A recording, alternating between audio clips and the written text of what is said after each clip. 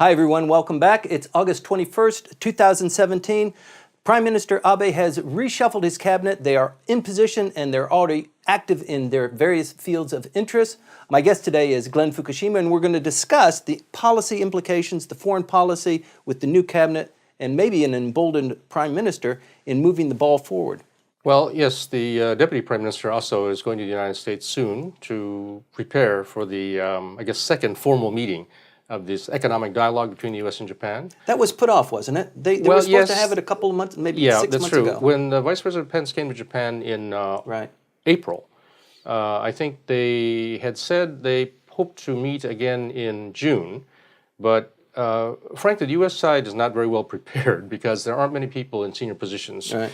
You know, the White House has lots of people because those people don't require Senate confirmation. But if you look at State Department, Commerce Department, USTR, Agriculture Department, there are very few people in place at the Deputy Secretary, Undersecretary, Assistant Secretary level.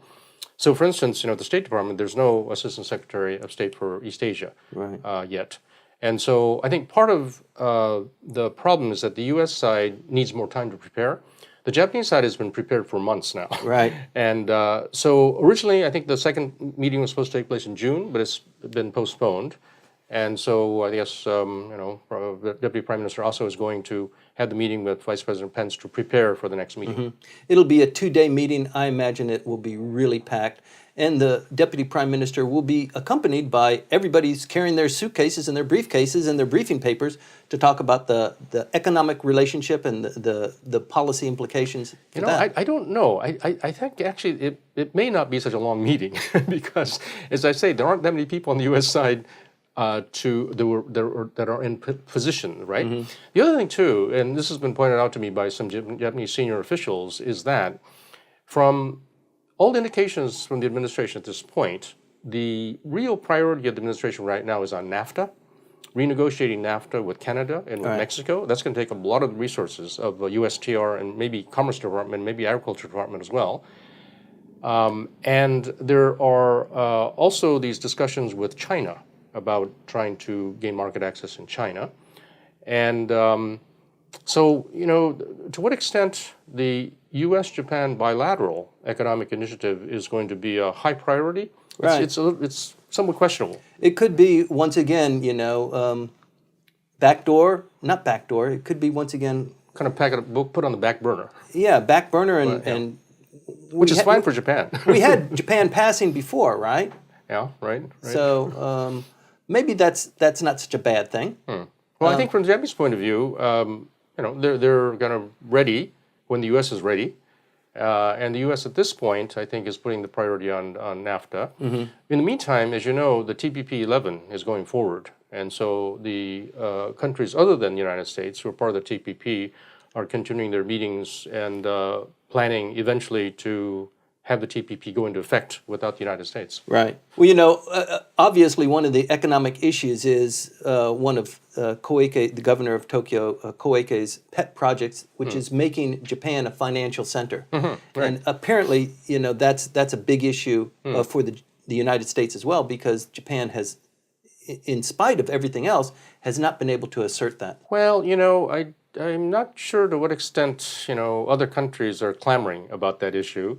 I know I've been in a couple of meetings where Governor Koike has said that this is a high priority for her, but this is something that's been pretty much discussed for the last 20-some years. I remember when I came to Japan in 1990 with AT&T, already there was a study group that Mr. Mori, the head of the Mori buildings at the time, a study group on how to make Tokyo more attractive as an investment? Investment center. Right. And as president of the American Chamber, I made a number of suggestions about what Tokyo could do to make itself more attractive. But so this has been an issue for a long time. And one of the interesting things here that I should mention is that when I attended just last month a conference where the governor mentioned this, after she left, it was interesting that several of the people at the conference pointed out that a lot of the things that need to be done to make Tokyo more attractive are not actually under the control of the Tokyo metropolitan government. Mm-hmm. These people, I said, what percent?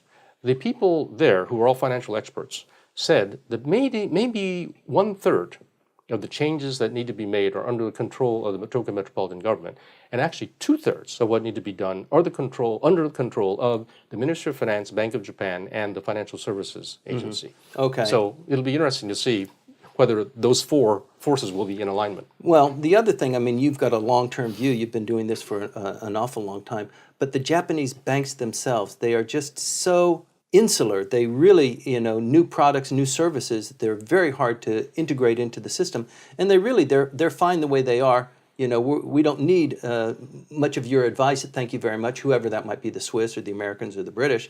We've got our own closed market, and we're okay with that.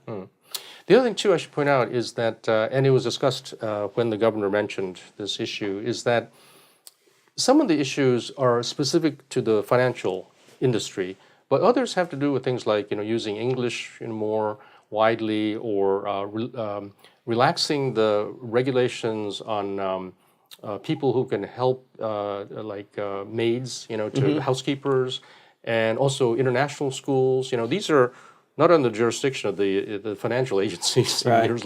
There's Justice Ministry, there's Education Ministry, there's these other Labor Ministry, Welfare Ministry. So to really make Tokyo a major center that can compete with Hong Kong or Singapore or even Shanghai, I think it's going to take a more comprehensive approach. Sure. And I think it's very good thing that the governor is taking initiative on this. But I think what she can do on her own is rather limited. You're right. It seems like sometimes being an expatriate in Japan doesn't benefit you that much. I mean, the United States taxes you, the Japanese tax you, the inheritance laws apply to you if you might die here, to all of your assets as an executive from a foreign country, and it's really onerous. I think a lot of foreigners who might consider having a career in Japan would rethink that with the long arm of the Japanese tax authorities on tax and on investment and on capital gains, that sort of thing. To say nothing about, when you marry a Japanese girl and you have Japanese kids, that in this country, your wife could, separate you from that. And that's a real, I mean, people, don't want to even tempt that kind of fate. No, it's true that there are a lot of disincentives in Japan, but I think people are getting more serious in Japan about trying to reduce the disincentives, right? Because they realize that if they continue the way they are now, that it's going to be difficult to attract good talent. So let's say Japan is put maybe on the back burner.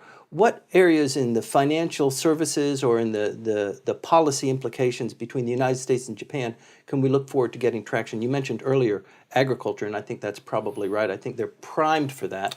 Well, it's kind of interesting. I think that because of the U.S. withdrawal from the TPP, those American companies and industries that were hoping to benefit from TPP, those will be the ones that will go to the administration and say, okay, you've withdrawn from TPP, but we thought we were going to get these benefits, like the beef industry, for instance, right?